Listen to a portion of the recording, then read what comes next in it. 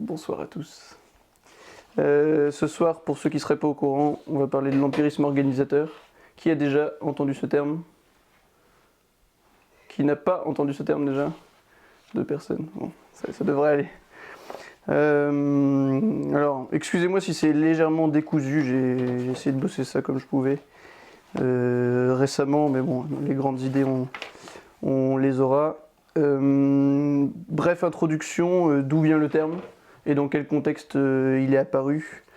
L'empirisme organisateur, contrairement à ce qu'on pourrait croire, n'a pas été inventé par Maurras, en tout cas le terme. Il a été inventé par le critique littéraire Sainte-Beuve, donc première moitié du 19e siècle. Il est mort en 1869. Il a été connu pour des tas de choses. Alors c'était un romantique, donc c'est pas forcément pour ça qu'on le retiendra.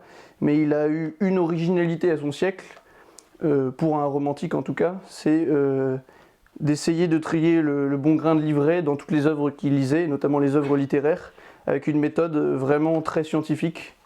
Voilà, il a fait émerger ce concept d'empirisme organisateur en disant que c'est l'expérience qui pourrait nous permettre d'organiser certaines choses. Alors on va voir ensuite pourquoi Maurras a repris ce terme. Rapidement, le 19e siècle, c'est à la fois le siècle des grands bouleversements politiques en France, avec plusieurs révolutions, des passages de régime de Premier Empire, Restauration, les 100 jours, Monarchie de Juillet, Deuxième République, Deuxième Empire. Donc c'est très instable.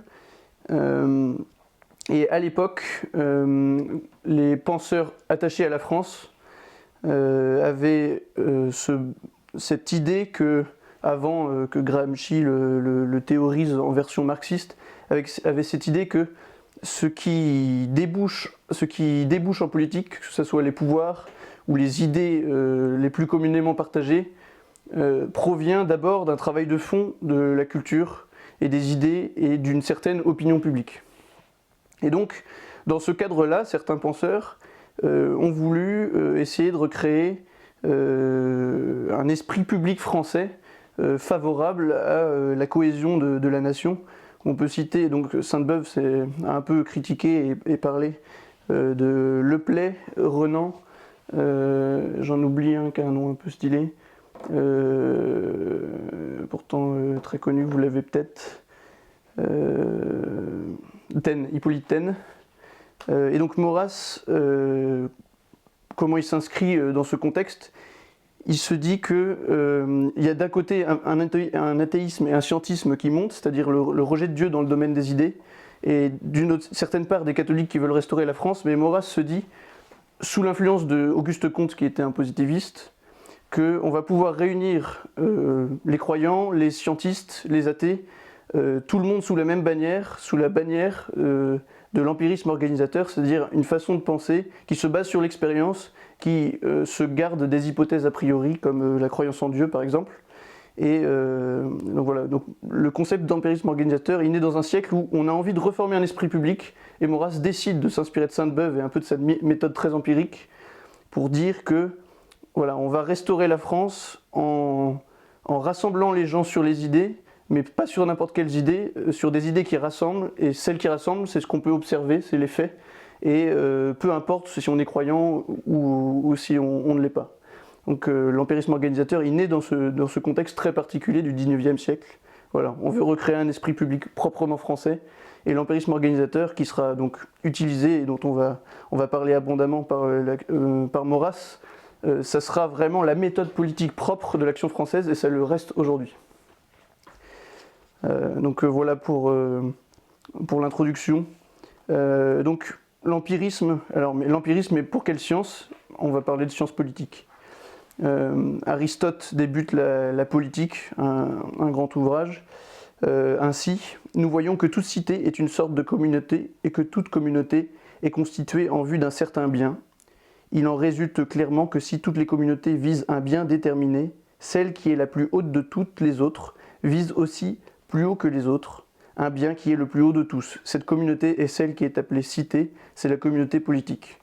Donc la politique, c'est en fait la science de la cité, et donc au sens antique, ça s'arrête un peu à une grande ville et sa zone d'influence.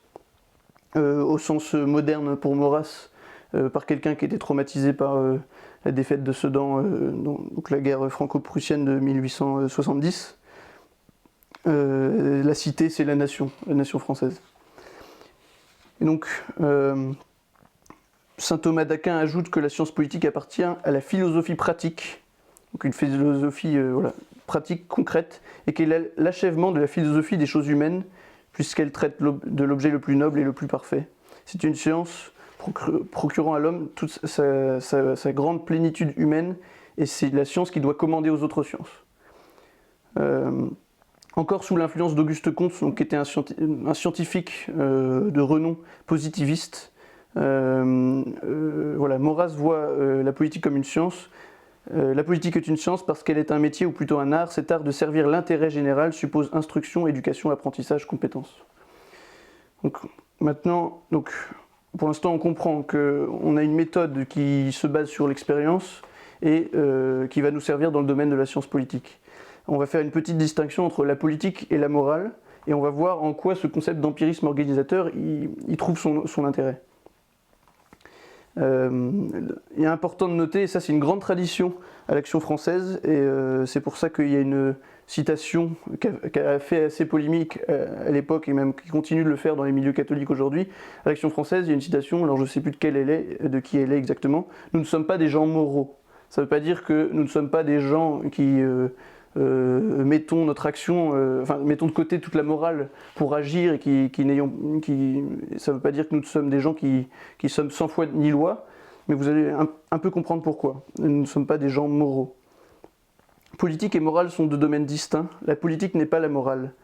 Je cite Maurras, « La science et l'art de la conduite de l'État ne sont pas la science et l'art de la conduite de l'homme. Où l'homme général peut être satisfait, l'État particulier peut être déconfit. » Encore Maurras, la morale se superpose aux volontés.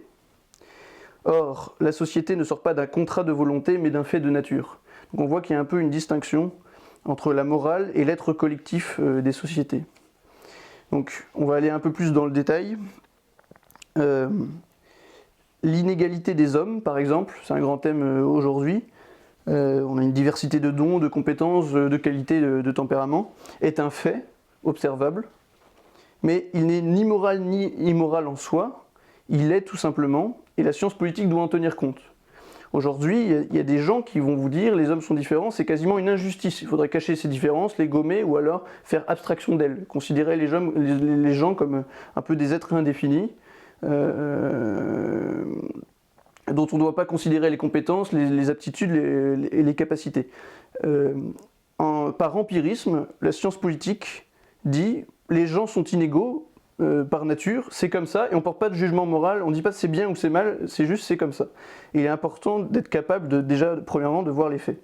Et donc il y a deux phases en sciences politiques. Il y a la phase spéculative, c'est-à-dire qui observe les faits, où on cherche à décrire le réel, tout simplement, décrire la société française, par exemple, et une phase pratique, ce coup-ci qui contient l'action politique, où là, dans ce cas, la morale a son mot à dire. Donc c'est-à-dire que nous ne sommes pas des gens moraux, c'est-à-dire que pour faire état, pour comprendre la société, pour comprendre pourquoi la France s'est déconstruite, pour comprendre comment on va la reconstruire, pour comprendre pourquoi la monarchie est le meilleur régime pour la France, pour comprendre pourquoi la République est le pire des régimes pour la nation française, on ne va pas faire intervenir de jugements moraux là-dedans. C'est simplement une observation des faits, avec des principes guidés par notre raison. On va observer les causes, les conséquences, les effets de tel ou tel régime, ses faiblesses ou ses points forts, mais là-dessus, sur cette partie d'analyse, il n'y a pas du tout de morale. Par contre, quand il s'agit d'agir en politique, comme tout homme, nous sommes contraints par nos devoirs. Par exemple, l'action politique, c'est un devoir tout citoyen, et pour les gens qui sont catholiques, il y a un devoir de s'investir dans la cité, et là-dessus, les gens d'Action française, y compris forcément, ils sont soumis. C'est-à-dire, l'action politique est un devoir, mais par contre, on ne peut pas forcément employer tous les moyens, ou alors il faut qu'il y ait une cause juste, il faut qu'il y ait une cause juste, des moyens d'atteindre son but. Mais ce que je veux dire, c'est que pour analyser les faits, et comprenez bien ça, l'Action française ne vient pas mettre en cause, ne vient pas faire intervenir la morale, ce qui était le cas déjà au XIXe siècle et ce qui demeure d'une certaine façon encore le cas aujourd'hui. Et par contre, dans l'action politique, on est contraint par la morale, c'est-à-dire qu'on ne peut pas en faire abstraction parce que nous sommes des sujets qui agissons sur le monde et on ne peut pas agir n'importe comment. Donc l'étude de la structure politique des États ou des sociétés ne peut se confondre avec celle de l'action politique. L'action est un fait volontaire, il dépend de votre volonté, et donc il est sujet à la morale. La structure sociale participe à la nature des choses. Donc voilà. Est-ce que c'est à peu près clair pour cette partie, ou vous avez déjà des grosses interrogations? Est-ce que je vous ai parlé chinois? Ça va pour l'instant. Donc ensuite, la méthode expérimentale en elle-même. Donc voilà, on a une science politique, il s'agit de comprendre comment fonctionnent les sociétés et d'en tirer le bien commun qui nous est si cher. Pour la nation française, c'est déjà sa persistance dans le temps, le bien de tous les Français et le respect un peu de nos ancêtres et la préparation d'un futur meilleur pour nos enfants. Donc s'il existe une vérité politique, c'est-à-dire une politique ayant des fondements objectifs et scientifiques, comment la découvrir? C'est par l'expérience que le charpentier a connu la pesanteur, c'est par l'expérience que le cultivateur a adapté ses travaux au rythme des saisons, c'est par expérience aussi que le physicien détermine les lois de la matière. De même, une citation de Maurras, notre maîtresse en politique, c'est l'expérience. C'est-à-dire que Maurras ne se place pas d'un point de vue, ne fait pas comme les grands penseurs politiques comme Hobbes, ou comme tant d'autres, Hobbes, Locke, Rousseau. Il ne part pas d'un raisonnement a priori, il se dit tiens, les hommes naissent comme ci, ou alors ils sont tous bons, ils sont tous mauvais. Il ne part pas de cela, il n'a aucun a priori, il observe la société et de cette observation, il tire une science, il tire une expérience qui lui permet ensuite d'agir sur le monde. Donc si l'on veut, j'eus des théories, et si l'on veut, j'en ai encore, mais de tout temps ces théories ont mérité leur nom, qui en montre la prudence et l'humilité. Elles s'appellent l'empirisme organisateur, c'est-à-dire, vous pouvez retenir ça, la mise à profit des bonheurs du passé, en vue de l'avenir que tout esprit bien né souhaite à sa nation. Donc la définition de l'empirisme organisateur pour l'action française, c'est une méthode politique, et c'est la mise à profit des bonheurs du passé en vue de l'avenir que tout esprit bien né souhaite à sa nation. Donc c'est l'analyse dans le passé des causes et des conséquences, des effets, des systèmes politiques, des comportements des hommes, un peu la science maîtresse. On va retenir ce qui est bon de l'histoire pour savoir comment agir dans le futur, tout simplement. La méthode de l'action française donc n'a pas d'a priori, il existe un Dieu transcendant, on va s'appuyer sur ce fait pour ensuite construire, je ne sais pas, une politique qui soit chrétienne. Non, la démarche de l'action française, elle est plus pragmatique que ça. Elle pose aucun a priori, elle observe les choses, elle fait une analyse critique de l'histoire, si vous voulez, des sociétés, de la politique, et à partir de cette analyse des faits, tout simplement, elle en déduit premièrement des idées, des lois, et ensuite elle en déduit des moyens d'agir et des façons d'agir. Et donc par l'expérience et par l'observation, il apparaît que les sociétés comme le monde physique obéissent à des lois fixes qui ne s'inventent pas mais qui se découvrent. On a toujours cette humilité vis-à-vis du réel, on n'invente rien a priori mais on découvre la vie par l'expérience tout simplement. D'où l'empirisme organisateur, c'est-à-dire on a une méthode empirique, on s'appuie sur l'expérience, les faits, l'histoire, les guerres, pourquoi il y a eu telle guerre, on va organiser la société grâce aux résultats de toute cette analyse faite sur les faits. Donc c'est une méthode qu'on appelle inductive, c'est-à-dire qui part des faits pour parvenir au principe. Il procède du particulier au général, du singulier au complexe, des constatations de faits aux vérités universelles. Le premier travail est donc l'observation des faits. Il commande le refus de tout a priori, de tout absolu lié au goût, aux préférences personnelles, aux opinions subjectives et de toute idéologie. Donc là, alors c'est pas une citation propre de Maurras, mais il le pensait bien. De fait, on écarte tous les penseurs dogmatiques, tous ceux qui ont une vision de système, qu'elle soit chrétienne comme Demestre, mais chrétienne à tel point qu'on croit plus à l'action de Dieu et on enlève son rôle à l'action des hommes. Ou alors le matérialisme de Karl Marx, pardon. Il n'y a pas d'esprit de système, on ne prétend pas avoir une vue sur tout, une vue d'ensemble sur sur toutes les lois qui gouvernent les sociétés. Et il y a surtout, voilà, il n'y a pas de biais de confirmation des faits, si vous voulez, on essaye de lire les faits tels qu'ils sont. Mais ensuite, on va voir qu'il y aura besoin d'un critère. Donc on a d'abord l'observation des faits, et ensuite l'analyse de ces faits. L'analyse décompose pour découvrir l'ordre de la composition et fournit les éléments de la recomposition. Là, il y a une citation assez longue.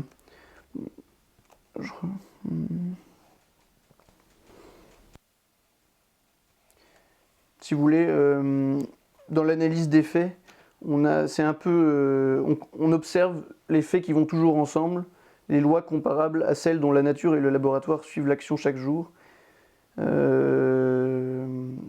Par exemple, des exemples très concrets, dans les lois de la physique, l'élévation de l'eau à 100 degrés, c'est un exemple qui est toujours vrai, enfin modulo les conditions de pression.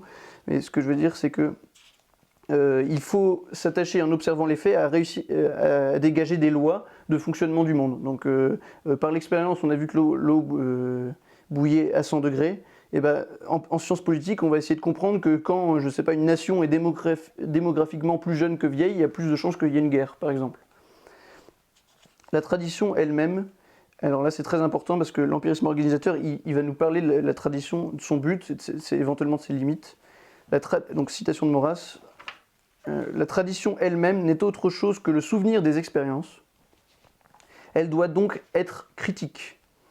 Et donc, Maurras réfute l'idée selon laquelle on doit se satisfaire d'une tradition juste parce qu'elle existe. Alors, la tradition en elle-même, juste parce qu'elle existe, elle a déjà des forces, des avantages, il y a la force de l'habitude. C'est un peu comme en sport, si vous répétez 1000 fois le même mouvement, la fois où vous en avez besoin, vous n'avez plus besoin de réfléchir, le mouvement vient tout seul, et c'est ainsi que vous devenez un musicien hors pair, ou alors un combattant redoutable. Donc la tradition, c'est le même phénomène pour les sociétés, c'est la force de l'habitude et de l'imitation. Mais Maurras dit que cette tradition seule ne suffit pas, il faut qu'elle soit critique. Et l'esprit voit clair, l'esprit révolutionnaire ne sait ni ne veut regarder. Du passons faisons table rase, dit la chanson. Je hais ce programme de l'amnésie, non point de table rase, cependant libre voix. Donc Charles Maurras n'empêche pas qu'une tradition évolue. Il dit que voilà, les révolutionnaires, en voulant écraser le passé, prône une amnésie qui est néfaste parce que la tradition nous apprend des choses sur l'homme, mais en même temps il dit que cette tradition doit être critique, c'est-à-dire qu'on doit tirer, on doit tirer de la tradition quelque chose de bon en soi, et quand elle s'en écarte, on peut éventuellement la faire évoluer. Donc une fois qu'on a analysé le réel, qu'on en a déduit des lois, qu'on en a tiré des lois et des principes, il y a enfin la déduction qui s'opère, c'est-à-dire qu'à partir de ces lois, c'est un peu comme les juristes, ils raisonnent sur un cas d'espèce, ensuite ils appliquent la règle juridique à ce cas d'espèce et ils en tirent une conclusion juridique. Donc l'empirisme ne se contente pas de rapporter des faits, il doit être organisateur. Et donc au dernier stade de cette méthode, c'est un petit peu, désolé, c'est un petit peu décousu. Mais voilà, en fait il doit être... je sais pas ce que je voulais dire. Il doit être organisateur en tant que... voilà, si ça y est, j'ai retrouvé. En tant... j'ai voulu passer un peu trop vite à la suite. En tant que... Il permet l'action par la suite.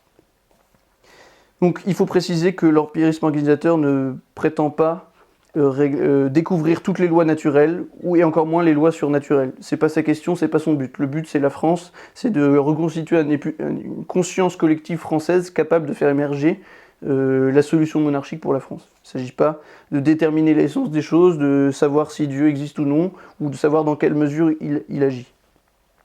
Donc il ne faut pas ériger les résultats de l'empirisme organisateur en absolu, ni leur donner une valeur universelle et éternelle. Elles sont toujours conditionnées par un contexte politique. Et il faut savoir toujours un peu modérer l'usage qu'on en fait. Nous ne sommes pas des métaphysiciens, nous savons que les besoins peuvent changer. Voilà, Charles Maurras. Et donc, l'empirisme organisateur est le contraire d'un fatalisme. Les lois historiques sont relatives, et la multiplicité des lois assure à l'homme sa liberté, puisqu'il peut jouer sur leur nombre et leurs contradictions éventuelles. on ne commande la nature qu'en lui obéissant. Et donc enfin, le premier fait d'expérience, c'est l'existence même de la nation française, au point de vue politique. Il est difficile de nier l'existence de la nation française, on peut parler de son délitement. Et par contre, l'empirisme organisateur a besoin d'un critère. C'est-à-dire que vous observez des faits, vous en tirez des lois de fonctionnement de la science politique, mais ensuite vous avez, entre ces lois et votre action, il y a besoin de discerner ce que vous voulez. Et le critère objectif que retient l'Action française, que retient Maurras, ça s'appelle l'intérêt national, tout simplement. Vous avez déjà entendu parler de ce terme, mais voilà, l'Action française juge que le critère objectif, le seul qui compte dans l'application de cette méthode empirique, qui est l'empirisme organisateur, le seul critère valable, c'est l'intérêt national. Donc on va juger tout ce qu'on voit, tous les faits qu'on analyse, toutes les lois qu'on en a déduites, et on va orienter notre action tout entière vers l'intérêt national. Et donc c'est ce qu'on appelle aussi le politique d'abord. On juge tout en fonction de l'intérêt national. Et donc vous avez certainement déjà entendu ça, mais le politique d'abord ne veut pas dire la primauté du politique sur toutes les autres sciences, que ce soit sur l'économie ou sur, que sais-je, la religion. C'est juste, le politique d'abord, c'est que pour régler tous les problèmes qu'on veut régler, le meilleur moyen et le premier qu'on doit employer, c'est la politique. C'est en gouvernant, c'est en agissant sur la société de façon efficace qu'on arrivera à des buts plus nobles par la suite. Maurras, par exemple, juge que l'économie est un but plus noble que la politique en elle-même. C'est assez surprenant. Citation de Charles Maurras, par exemple, « L'économie étant plus importante que la politique, elle doit donc venir après la politique comme la fin vient après les moyens. » Donc la politique, pour Charles Maurras, est un moyen, par exemple, de faire tourner l'économie. C'est un exemple. Mais l'économie au service de l'homme, on ne parle pas d'une économie, c'était plutôt chantre premièrement des corporations, mais ensuite d'une accumulation de capital, mais plutôt de petites entreprises qui font leur richesse à travers, et qui se transmettent par la famille. Mais quand même, Maurras voit la politique comme un moyen, c'est politique d'abord, mais c'est seulement comme premier moyen. Beaucoup de catholiques, notamment dans notre milieu, vous reprocheront, vous dites que le plus important c'est la politique. Non, c'est faux, on ne dit pas que c'est le plus important, on dit que c'est le meilleur moyen pour atteindre tous les autres buts plus nobles qu'on vise. Et ça c'est très important de l'avoir en tête. Voilà. Donc, j'ai presque fini. Ça c'est exactement la même chose. Une autre citation qui confirme un peu ça, de Marie de Roux, qui était contrairement à ce qu'on peut qui était un homme, hein, c'était pas une femme, c'était un homme d'Action française, qui disait toutes les fois qu'on imaginera que politique d'abord signifie une subordination du religieux, ou d'ailleurs de l'économique ou du social à la politique, on prendra exactement le contre-pied de la politique d'Action française. La politique n'est que le moyen le plus grossier et le plus puissant. Elle est la première dans l'ordre du temps, nullement dans l'ordre de la dignité. L'Action française en 1923. Donc je vais conclure. Alors c'est vrai que j'ai pas trop préparé ma conclusion. Mais voilà, donc se rappeler que l'empirisme organisateur est né dans un contexte où on a, à travers les traumatismes du 19e siècle, besoin de retrouver un esprit public français, un accord sur les choses les plus importantes, sur les moyens les meilleurs et les choses les plus importantes pour redonner à la France sa grandeur. Dans ce contexte, on a une époque qui est très scientiste, donc qui croit énormément à la science. Alors, on n'est pas encore traumatisé de la guerre 14 et des horreurs que la science peut provoquer, notamment avec la technologie et la boucherie que ça a été. Donc on croit fortement à la science, et en même temps, le catholicisme et la monarchie telle qu'elle a été pratiquée, c'est-à-dire acceptée sans même qu'on la pense, c'est-à-dire par tradition avec un pays quasiment unanimement catholique, cette société est déjà divisée entre des scientistes, des gens qui étaient plus ou moins athées, alors qui étaient toujours catholiques, mais qui ne croyaient plus en la force organisatrice, si vous voulez, du catholicisme pour la société, et des catholiques réactionnaires, mais qui s'attachaient encore à la monarchie par un sentiment, comme Chateaubriand. C'est-à-dire, ils s'y attachent non par raison, mais par un sentiment, une fidélité. Mais donc voilà, on a un esprit divisé. Charles Maurras arrive, Maurice Barrès également, et Et donc l'idée de l'empirisme organisateur, c'est de trouver un terrain d'entente pour les Français, en se basant sur l'expérience, pour agir, pour reconstruire la France. Voilà. Je vous remercie. Est-ce que vous avez des questions ?